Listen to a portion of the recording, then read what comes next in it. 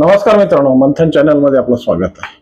म्हणतात ना, ऋषीचं कुळ आणि नदीचं मूळ कधीच हुडकू नये. पण काही महाभाग असे असतात की हे ऋषीचं कुळ आणि नदीचं मूळ शोधण्यात आणि काहीतरी एक वेगळं वलय तयार करण्यात नेहमीच पारंगत असतात. आज याच पद्धतीची पारंगताची भूमिका सध्या बीड जिल्ह्यात मोठ्या प्रमाणात चालू आहे.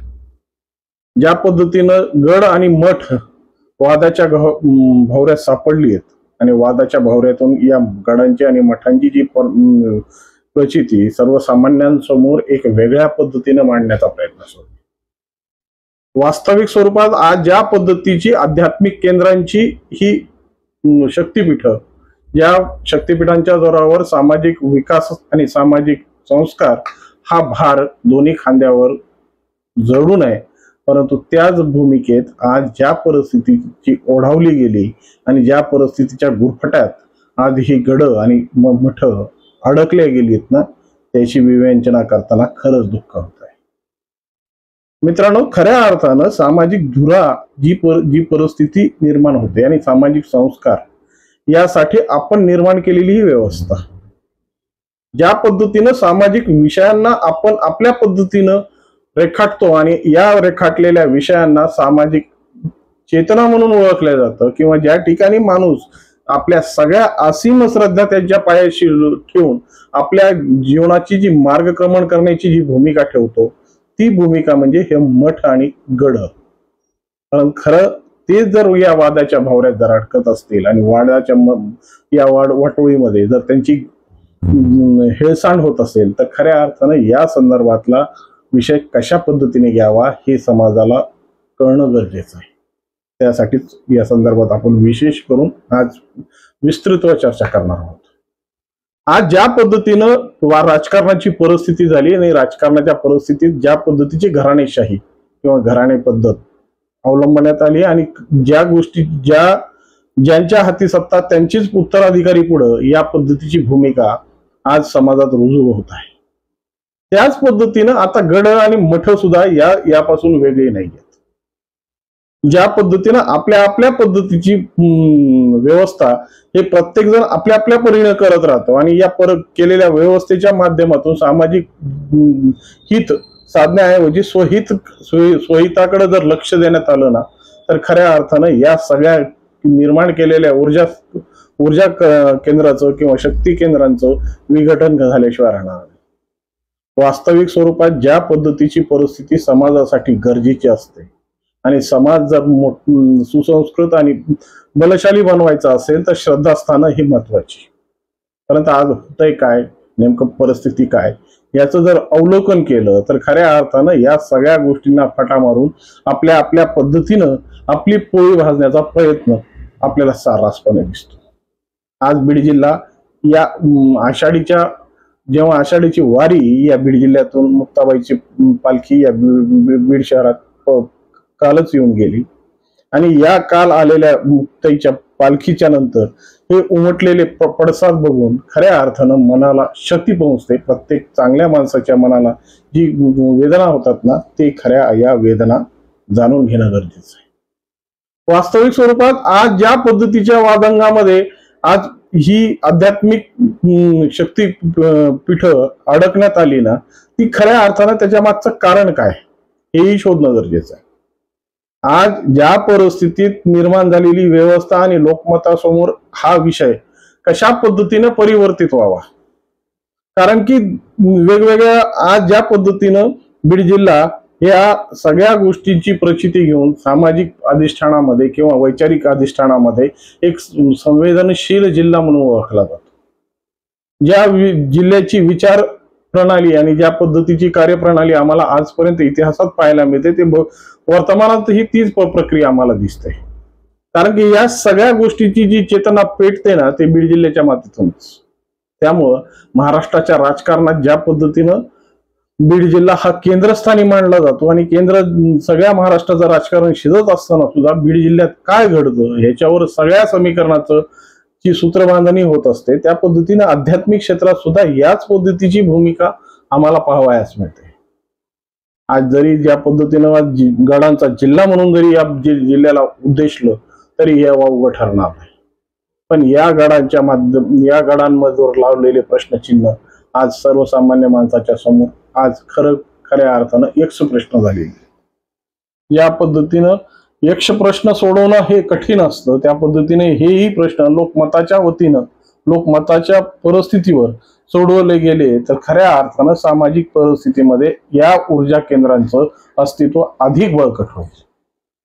या पद्धतीनं स्वतःच्या स्वार्थासाठी आणि स्वतःच्या विचारासाठी जर एखादी गोष्ट आम्ही आत्मसात करत असू, आम्ही त्यावर बिंबवत असू, आम्ही त्या गोष्टीचा विचार सर्वसामान्यांवर लादत असू, तर खऱ्या अर्थानं ही केलेली अध्यात्माच्या वतीनं केलेली ही खूप मोठी प्रतारणा असू शकते. कारण की या सगळ्या गोष्टींची जी भूमिका आहे ती समाज परिवर्तनासाठी आहे, समाज संस्कारासाठी आहे. आणि समाज परिवर्तन आणि समाज संस्कार करायचे असतील तर आमचे ऊर्जास्थळ आणि आमची शक्तीपीठ हे बळकट राहिले पाहिजे. आज खऱ्या अर्थानं ज्या पद्धतीने पाश्चात्य विचारांचा जो कावा आमच्या समाज व्यवस्थेवर येऊन ठेपलाय ना, या पद्धतीने आज माणूस आत्मकेंद्रित वृत्तीनं ग्रसित होऊन स्वतःपुरता विचार करू लागलाय. त्या पद्धतीने या विचारावर जर खरी मात करायची असेल तर आमचे श्रद्धास्थान आणि शक्तिस्थान हे अबाधित राहिले पाहिजे, त्यांचा विचार समाजापर्यंत पोहोचला पाहिजे. पण या संदर्भात जेव्हा अशा परिस्थित्या समाजावर लादल्या गेल्या, अशा परिस्थितीवर समाजावर त्या थोपल्या गेल्या, तर खऱ्या अर्थानं ही परिस्थिती समाजासाठी अनुकूल म्हणता येणार नाही. जेव्हा पंचक्रोशीतली लोक या संदर्भातून जर उठाव घेत असतील, गावातली लोक या विरोधात आपलं मत मांडत असतील, तर खऱ्या अर्थानं गावाच्या लोकांचा आणि पंचक्रोशीतल्या लोकांच्या आवाजाला खरी दात मागून या गोष्टीची परिवर्तन घडवणं फार महत्वाचं आहे. परंतु कसं आहे की या सगळ्या गोष्टीला तेल टाकणारे आमचेच असतात, तुपही टाकणारे आमचेच असतात. कारण की ज्या भूमिकेत आम्हाला प्रत्येकाला एक भूमिका ठरवून दिलेली आहे की ज्या भूमिकेत तुम्हाला तुमची भूमिका पूर्ण करायची आहे, आणि या भूमिकेत आपण आपल्याच पद्धतीने आत्मकेंद्रित होऊन या भूमिकेला आपल्याच खांद्यावर घेतल्याची जेव्हा आपण जाणीव निर्माण करतो आणि आपल्या माध्यमातूनच या सगळ्या गोष्टी चालणार आहेत याची जेव्हा अति महत्वाकांक्षा आपण बाळगून ठेवतो ना, खऱ्या अर्थानं ती सामाजिक संस्कारावर आणि सामाजिक घटकांवर केलेला तो फार मोठा अन्याय आहे.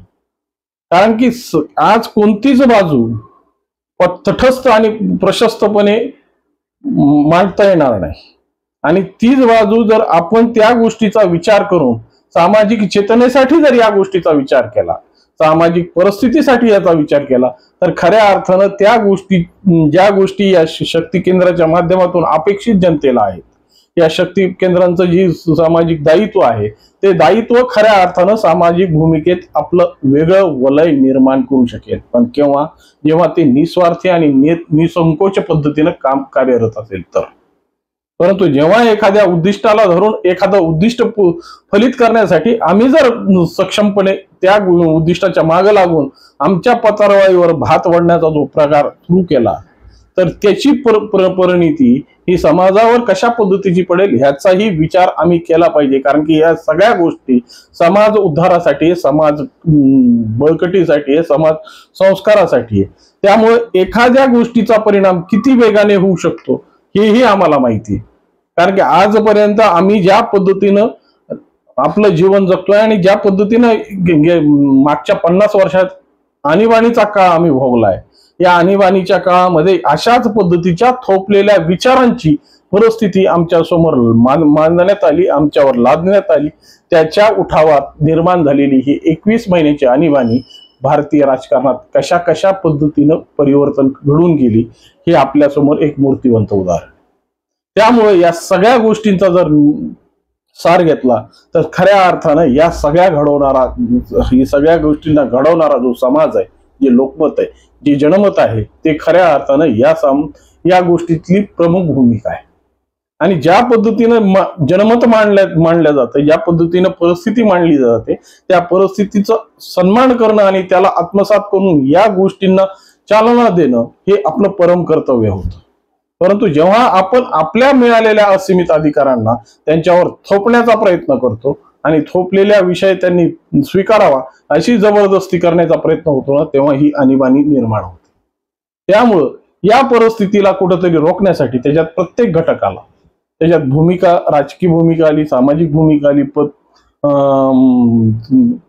पत्रकारितेची भूमिका आली, या सगळ्या भूमिकांच्या माध्यमातून जेव्हा एकनिष्ठता आणि एक वाक्यता जेव्हा येते, तेव्हाच खऱ्या अर्थानं समाजाचा विकास आणि सामाजिक भूमिका ही दृढ होते. आणि हे आध्यात्मिक केंद्र, हे आध्यात्मिक गड, आध्यात्मिक मठ हे फक्त नावापुरतेच फक्त प्रतिष्ठित नाही, तर ते संस्काराने आणि त्यांच्या ऊर्जेने सुद्धा तेवढेच प्रतिष्ठित आहेत, याचीही प्रचिती आमच्या डोक्यात असली पाहिजे, हे महत्वाचं. कारण की जो इमानदार आहे, जो काम करतो, तो तोंडाशी पडू नये, त्या लबाडाच्या नादाला लागून त्याची कुचंबना होऊ नये, हेही तेवढंच सजगपणे आणि व्यवस्थितपणे जाणून घेतलं पाहिजे.